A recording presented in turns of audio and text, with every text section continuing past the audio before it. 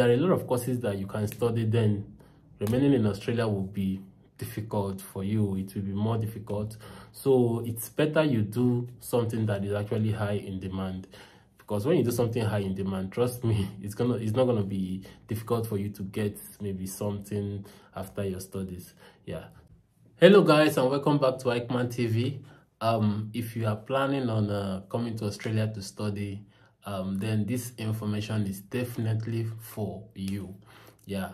So today is the 1st of July 2023, and it marks the date when a lot of the changes made to the Australian immigration system will be implemented. And these changes, they span across a whole different category of visa types, the work visa, blah blah blah, student visa, but I always focus on the student visa. So today I want to talk about the specified qualifications applicable for the extension of subclass 485 visa. Now, the subclass 485 visa is actually a temporary graduate visa that allows international students to work, live, and study in Australia after the duration of their studies. So some changes have been made to this particular visa type, because let me just break it down to you guys. When someone finishes his or her studies in Australia, the person is eligible to apply for this temporary graduate visa. So before now, graduates, bachelor's degree, they have 2 years extra. Master's degree, I think they have 3 years extra, and then doctoral students, they have 4 years extra.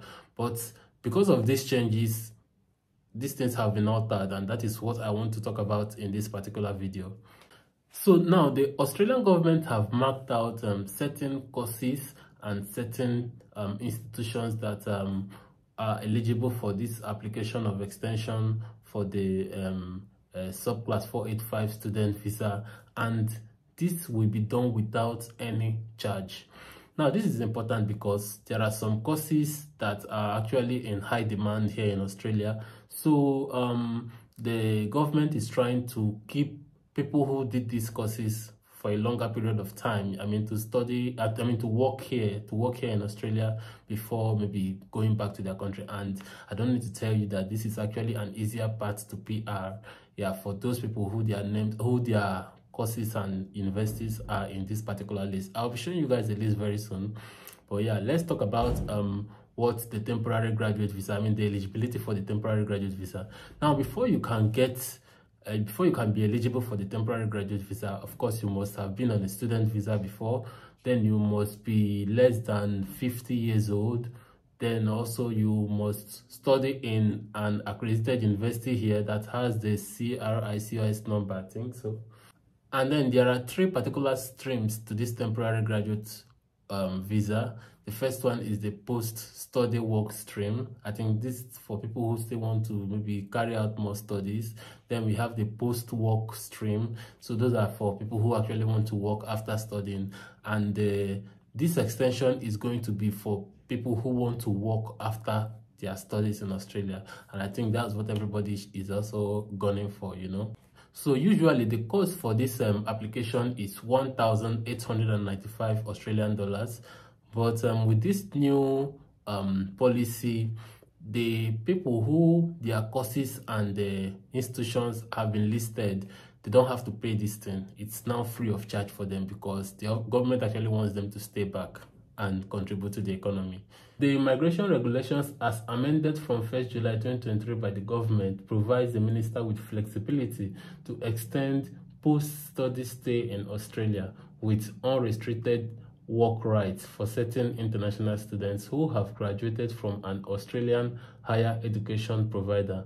The policy is to provide the extended stay to graduates with specified qualifications that are in high demand. So let's go check out the courses and the universities that are eligible for this extension. So this is the link here.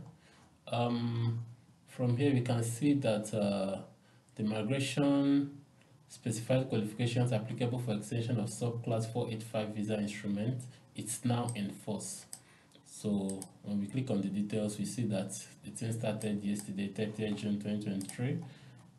So when we scroll down here, I'm going to leave this link in my description for those who want to check it out themselves.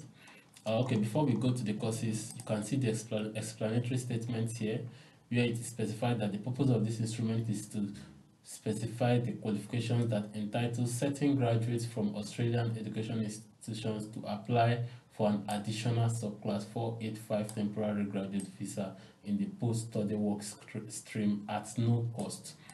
Now, the post-study work stream, we can just check that out. So the post-study work stream is usually between 2 to 4 years, but with this change now, it's going to be extended because those people who are eligible, bachelor's is usually 2 years, master's is 3 years, and then PhD is 4 years. So there will be an additional 2 years for everybody. So what that means is that bachelor's will now have an extra, will now be 4 years, master's will now be 5 years, and PhD will now be 6 years. Yeah.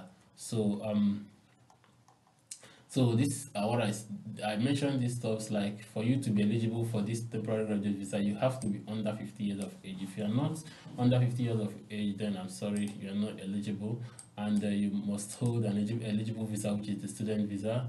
You must have all these other stuffs here. So these things have 3 streams. The temporary graduate visa has 3 streams. The first one is the graduate work stream, second one is the post-study work stream, and the third is the second post-study work stream. So this is the one, the post-study work stream is the one that the extension is for. So the cost is around $1,895, but it's now going to be free for those people who have their courses and universities written.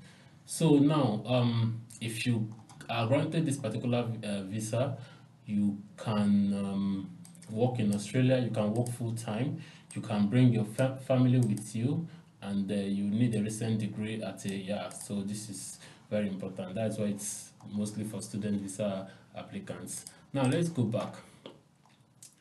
So let's go to the courses. So when you click on the text, it's going to show you these are the specified qualifications. So if you have your Bachelor of Science from University of Melbourne, or you have it from University of Sydney, or you have it from University of Western Australia, or from Monash University, University of Melbourne, University of New South Wales, University of Queensland, the list goes on and on. So there are a lot of universities here, and there are also some universities that are not here, but that doesn't mean you won't be eligible to apply for this post-study work stream. It just means that you have to pay the money, and then the extension of years won't apply to you. So you have to go through this to check the universities that are here, so that it can also guide you to know maybe which course you may want to come study here in Australia. Now look at this: Environmental Biology, University of Technology, Sydney. It's actually a very long list, which I may now have to start reading out everything in this particular video. But of course, I'm going to leave the link in my description. So now that's for those. The first set was for bachelor's, the second set is for master's. So, and I'm sure a lot of people may want to go for master's, so you have to take your time to come check out the master's courses that are actually in high demand. And I don't need to tell you that these courses that are in high demand, it's easier for you to get your PR or stuff, because of course it's going to be easier to get a job for these courses that are high in demand. So that's just what this particular stuff means. These are the courses that the Australian government, they need more hands, to help out. Now when it comes to the PhD part, you can also see the PhDs, then you see the course, the universities also here on the right hand side. I'm here to see Griffith University, although I know I'm scrolling too fast, but I think I've seen Griffith University before now. So yeah, so that we have around 3,264 courses and universities. So this is just something I think is important for those people who are trying to come to Australia to study. So okay, Griffith University, good boy, and that Griffith, and that Griffith. Yeah, I'm sure there are many Griffith universities, but I was just so fast. Yeah. So this video is actually to guide you people, my subscribers and my viewers, so that you can know maybe the courses or the universities you should be looking out for if you are hoping to get, you know, that extension. And I don't need to tell you that the extension is actually a very, very easy path to PR. It is. So I know that maybe you already have something you want to study that is already in your mind, but I will advise that you go through this particular list. You can see something related to what's already in your mind. So if what's in your mind already is not in this list, then maybe you just have to reconsider. But I'm not trying to alter any decision you are having. Whatever you want to do, you can do. But I just provide information that can help you to take better decisions.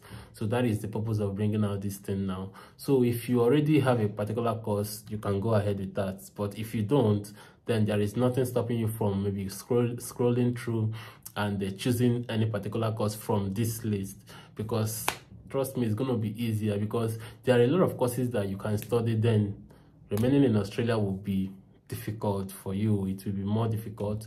So it's better you do something that is actually high in demand, because when you do something high in demand, trust me, it's not gonna be difficult for you to get maybe something after your studies. Yeah, so that is actually the whole purpose of this video. And please like, comment and subscribe to my YouTube channel. Don't just watch and run away. Just do that for me, okay? Thank you so much guys for watching, and I'll see you guys next week. Bye bye.